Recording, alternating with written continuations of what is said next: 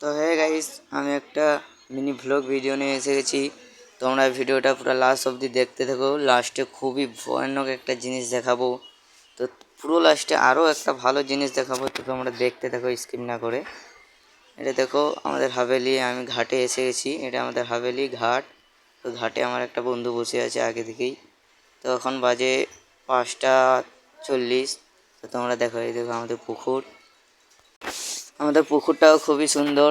তো তোমরা দেখো, আমাদের হাভেলিটা এখন বন্ধ আছে, কিছু লকডাউন থেকেই বন্ধ আছে, কেউ থাকে না এতে। তা আমরা যাই উপরে বসাবসি করি।